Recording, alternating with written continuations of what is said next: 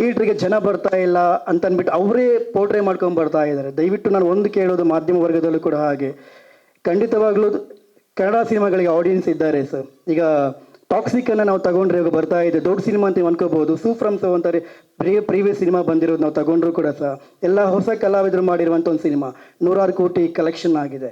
So ಮಾಧ್ಯಮದವರು ಕೂಡ ಯಾರೋ ಹೇಳಿದಂಥ ದಯವಿಟ್ಟು ಅದನ್ನು ನೀವು ಅದನ್ನು ಎತ್ತಿ ಹಿಡಿಯೋಕ್ಕೆ ಹೋಗಬೇಡಿ. ಕನ್ನಡಕ್ಕೆ ನಿಜವಾಗ್ಲೂ ಆಡಿಯನ್ಸ್ ಇದ್ದಾರೆ ಸರ್. ಕಂಟೆಂಟ್ ಚೆನ್ನಾಗಿದ್ರೆ ಆಡಿಯನ್ಸ್ ಮೌತ್ ಪಬ್ಲಿಸಿಟಿಯಿಂದ ಆಟೋಮೆಟಿಕ್ಲಿ ಬರ್ತಾರೆ. ಕಂಟೆಂಟ್ ಚೆನ್ನಾಗಿಲ್ಲ ಅಂದರೆ ಅದಕ್ಕೆ ನೇರವಾಗಿ ನಿರ್ದೇಶಕನೇ ಹೊಣೆ ಆಗಿರ್ತಾನೆ, ಪ್ರೊಡಕ್ಷನ್ ಕೂಡ ಹೊಣೆ ಆಗಿರುತ್ತೆ ಸರ್.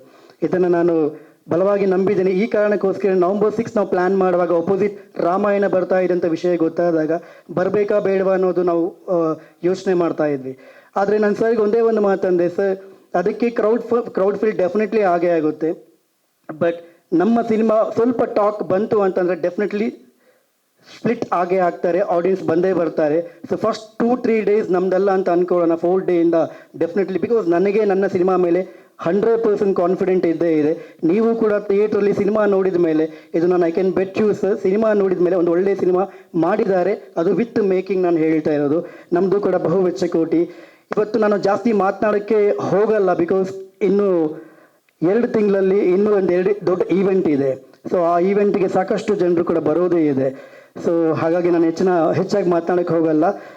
ತಂಬೂರಿ ಫಿಲಮ್ಸ್ ಪ್ರೆಸೆನ್ಸಲ್ಲಿ ನಮ್ಮ ನಾರಾಯಣ್ ಗೌಡರು ಅವರ ಆಶೀರ್ವಾದದಿಂದ ಅವರು ಅವತ್ತೇ ಒಂದು ವೇದಿಕೆಯಲ್ಲಿ ಮಾತನಾಡಿದ್ರು ಸರ್. ಅದು ನನಗೆ ಇವತ್ತಿಗೂ ನೆನಪಿದೆ. ಯಾವುದೇ ಕಾರಣಕ್ಕೂ ಈ ಸಿನಿಮಾವನ್ನು ನಾನು ಸೋಲಕ್ಕೆ ಬಿಡಲ್ಲ. ಜೊತೆಯಲ್ಲಿ ನಾನು ಕೂಡ ನಿಮ್ಗೊಂದು ಪ್ರಾಮಿಸ್ ಮಾಡ್ತೀನಿ ಸರ್, ನಮ್ಮ ಸಿನಿಮಾದ ಕಂಟೆಂಟ್ ಕೂಡ ಅದೇ ರೀತಿ ಇದ್ದರೆ ಮಾತ್ರ ಆಡಿಯನ್ಸ್ ಬರ್ತಾರೆ. ಸೊ ನೀವು ಅದೇ ರೀತಿ ನಮಗೆ ಆಶೀರ್ವಾದ ಮಾಡಿದಾಗ ನಮ್ಮ ಸಿನಿಮಾ ಡೆಫಿನೆಟ್ಲಿ ನಿಲ್ಲುತ್ತೆ ಅನ್ನೋ ಭರವಸೆ ನನಗಿದೆ ಸರ್. ಇದು ಓವರ್ ಕಾನ್ಫಿಡೆಂಟ್ ಖಂಡಿತವಾಗ್ಲೂ ಅಲ್ವೇ ಅಲ್ಲ, it's just for A confident ಅಷ್ಟೇ. ಸೊ ಅದೇ ಕಾರಣಕ್ಕೋಸ್ಕರ ನೆಕ್ಸ್ಟ್ ನಮ್ಮ ಈವೆಂಟಲ್ಲಿ ಡಿಸ್ಟ್ರಿಬ್ಯೂಷನ್ಸ್ ಮತ್ತು ನಮ್ಮ ಜೊತೆ ಯಾರ್ಯಾರು ಕೊಲ್ಯಾಬ್ ಆಗಿರ್ತಾರೆ, ಸೊ ಪ್ರಾಬಬ್ಲಿ ಮಲಯಾಳಂ ಅವರು ಕೂಡ ನೆಕ್ಸ್ಟ್ ಈವೆಂಟಲ್ಲಿ ನಮ್ಮ ಜೊತೆ ಜಾಯಿನ್ ಆಗ್ತಾರೆ ಸರ್. ಆವಾಗ ಮೀಡಿಯಾ ಮುಂದೆ ನಿಮ್ಮೆಲ್ಲರ ಮುಂದೆ ಮಾತನಾಡೋದು ಬಹಳಷ್ಟು ಇದೆ. ಇವತ್ತು ನಾವು ಜಸ್ಟ್ ಒಂದು ಡೇಟ್ನ ಅನೌನ್ಸ್ಮೆಂಟ್ ಮಾಡ್ತಾ ಇದ್ದೇವೆ. So anyways thank you so much.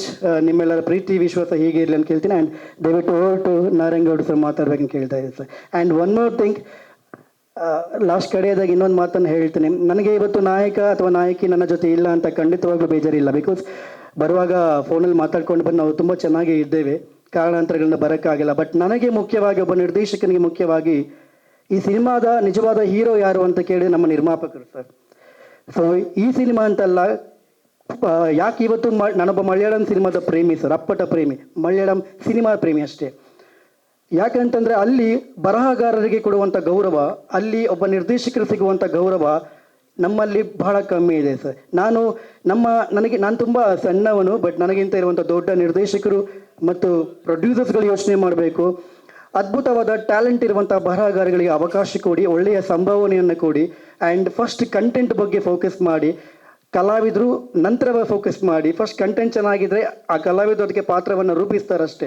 But ನಮ್ಮಲ್ಲಿ ಅದು ಬದಲಾವಣೆ ಆಗಬೇಕು ಸರ್. ನೀವು ಮಲಯಾಳಂ ಇಂಡಸ್ಟ್ರಿಯನ್ನು ನೋಡಿದ್ರೆ ಅಲ್ಲಿ ಕಂಟೆಂಟ್ ಯಾವ ರೀತಿ ಕಂಟೆಂಟ್ ಬರ್ತಾ ಇದೆ, ಇವತ್ತು ಅಲ್ಲಿ ಎಲ್ರಿಗೂ ಈಕ್ವಲ್ ಒಂದು ರೆಸ್ಪೆಕ್ಟ್ ಸಿಗ್ತಾ ಇದೆ ಸರ್. ಅದು ನಮ್ಮಲ್ಲಿ ಬದಲಾಗಬೇಕು ಅಂತ ನಾನು ಕೇಳ್ತೀನಿ. ಹಾಗಾಗಿ ಮಾಧ್ಯಮದಲ್ಲಿ ಒಂದು ರಿಕ್ವೆಸ್ಟ್, ಸಿನಿಮಾ ಫಸ್ಟ್ ಪ್ರೊಡ್ಯೂಸರಿಂದ ನಿರ್ದೇಶಕರಿಂದ ಕಲಾವಿದರಿಂದ all technicians. So I believe universe definitely November 6ಗೆ ನಮ್ಮ ಸಿನಿಮಾ ನಿಮ್ಗೆಲ್ರಿಗೂ ಇಷ್ಟ ಆಗುತ್ತೆ ಅಂತ ಭಾವಿಸ್ತೇನೆ ಸರ್.